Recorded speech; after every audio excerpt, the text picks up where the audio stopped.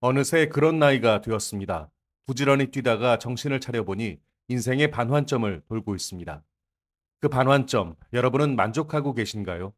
그 반환점을 새로운 삶의 발판으로 만들고 싶지 않으세요? 그래서 준비했습니다. 50부터는 물건은 뺄셈, 마음은 덧셈.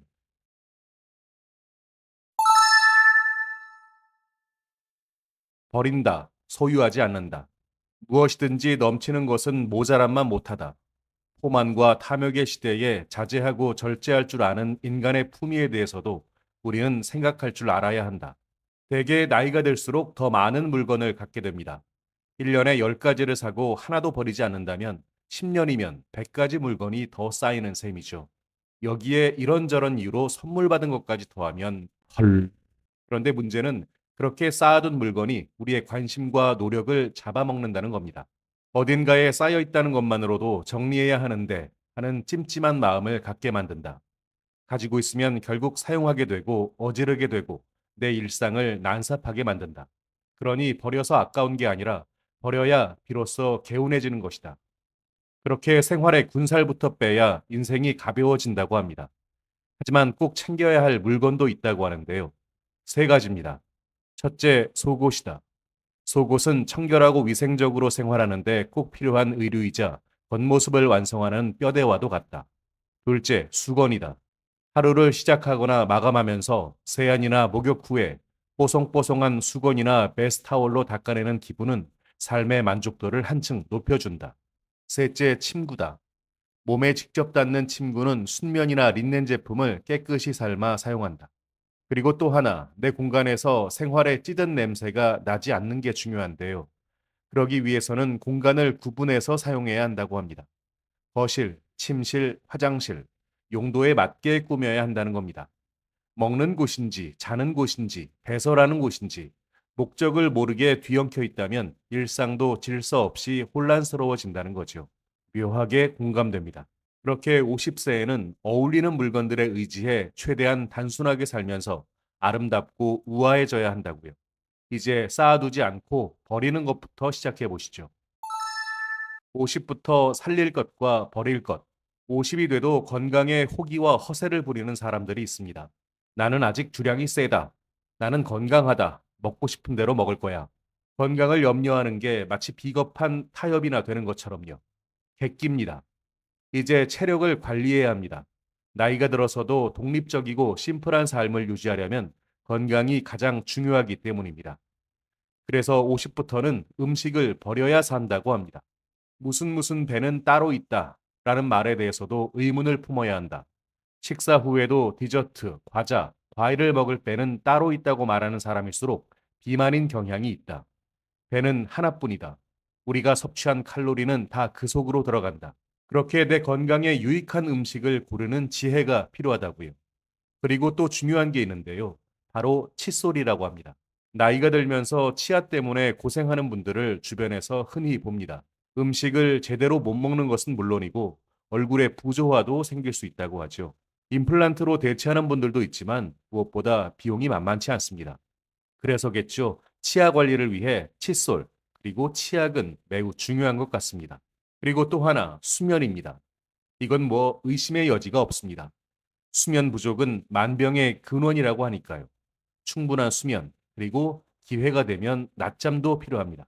중장년이 되면 건강을 위해서라도 낮잠을 자주는 게 좋다. 잠깐만 눈을 붙여도 뇌가 쉴 수 있어 머리가 상쾌해진다. 단 효과적인 낮잠 시간은 15분에서 20분 정도로 30분을 넘기지 않는다. 이제 객기와 허세는 버리고 정말 건강을 챙겨야겠습니다. 50부터는 남 신경 쓰지 말자. 흔히 나이가 먹으면 시간이 더 빨리 흐른다고 합니다. 그런데 시간은 절대적인 것이 아니라 상대적인 것 같습니다. 내가 어떻게 체감하느냐에 따라 달라지는 거죠. 군대에서는 그토록 시간이 더딥니다. 직장 내 근무 시간도 마찬가지죠. 하지만 주말이나 공휴일은 왜 그토록 빨리 가는지요? 그래서 주어진 시간을 어떻게 활용하느냐가 중요합니다. 50부터는 상대적으로 시간적 여유가 많아지기 시작합니다. 이 때문에 역설적으로 시간을 어떻게 사용할 것인가에 대한 훨씬 더 체계적이고 용의 주도한 계획이 필요하다고 합니다. 우리에게는 시간이 가장 한정된 자원이다. 나이가 들수록 더욱 그렇다. 이 한정된 자원을 어떻게 알뜰하게 쓸지 고민하지 않으면 TV 앞에서 남은 30년, 아니 50년을 보내게 될 수도 있다. 50세. 그렇다면 어떻게 시간을 보내야 할까요? 50부터야말로 진짜 공부를 시작하기 좋은 나이라고 합니다. 철학책을 읽어도 이전에는 이해되지 않았던 부분들이 눈에 들어오기도 하고요.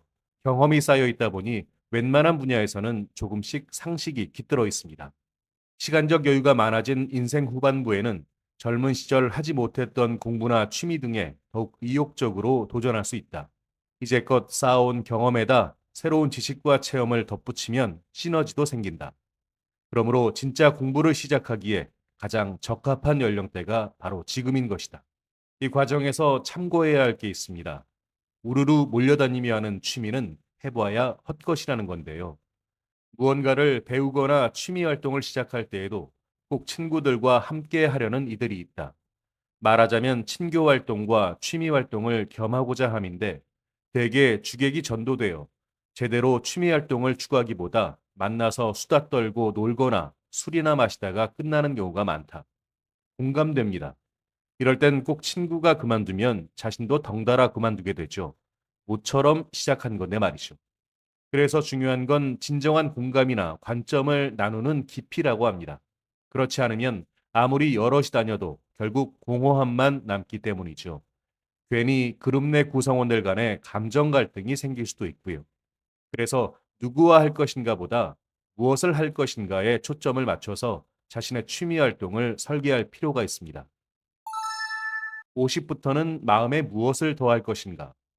슬픈 얘기지만 나이가 들면서 사람들이 대개 두 유형으로 나뉘는 듯하다. 괴팍하고 고집센 이기주의자와 배려하는 마음과 공감 능력을 보여주는 다계주의자 타입이다. 여러분은 어떤 타입인가요? 50이 넘으면 마음이 쉽게 드러난다고 합니다. 젊어서 미소로 가릴 수 있던 것도 처참하게 까발려진다고요. 그래서 자신의 마음을 잘 들여다봐주고 토닥여 주어야 합니다.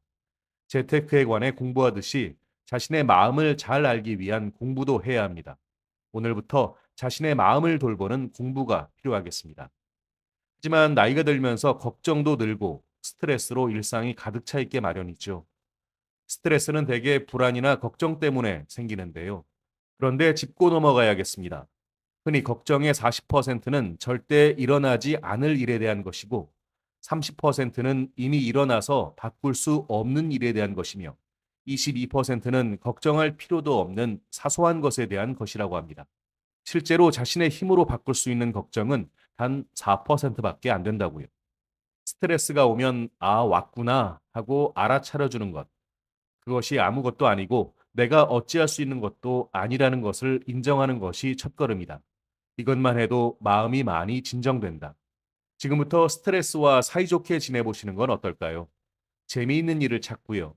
기분이 좋아지는 일을 찾는 겁니다. 그런 일을 찾아 계획적으로 몰두할 수 있다면 스트레스는 줄지 않을까요? 이것만 알아도 50 이후의 삶은 훨씬 풍요로워진다. 50은 무엇도 할 수 있는 나이일까요?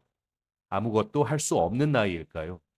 다른 사람의 인생에 대해 이러쿵저러쿵 참견할 시간이 있으면 모쪼록 자기 인생을 충실하게 살아줬으면 하고 바란다. 20이든 50이든 못할 일이 없다는 것은 똑같다. 의기소침해지고 움츠러들기 시작하면 아무것도 할 수 없는 것처럼 느껴집니다. 하지만 작은 것에도 의미를 부여하고 용기를 끌어내서 무엇이든 시작하고 만들다 보면 그 어떤 것도 할 수 있는 추진력이 생기게 마련이죠. 50세는 기쁘게도 그런 나이입니다. 그런 차원에서 현실적인 해법을 제시합니다. 이제부터 여러분은 모두 땡땡 연구소 소장입니다.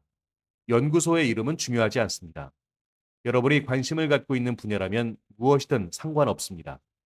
없는 재료로 뚝딱 음식을 만드는 야매 요리 연구소. 20년의 영업 경험을 담은 무엇이든 잘 파는 연구소. 꼰대에서 벗어나는 방법을 연구하는 꼰대 탈출 연구소. 어떠세요? 이름을 짓는 것만으로도 즐거워질 수 있습니다. 연구소라면 사무실이 있어야 하지 않냐고요? 집에 남는 방 하나면 충분합니다. 이게 어렵다면 책상 하나면 됩니다. 그것도 애매하면 집 근처 카페도 공간이 됩니다. 이마저도 여의치 않다면 그냥 움직이는 모든 곳이 이동 사무실입니다. 제 주변엔 과거의 경험을 쌓아 이렇게 연구소를 만든 분들이 꽤 많습니다. 이렇게 여러분의 새로운 직업을 만나보는 건 어떠실까요? 이제 책을 통해 50세 이후의 삶을 풍요롭게 만드는 구체적이고 세부적인 해안을 얻어보세요.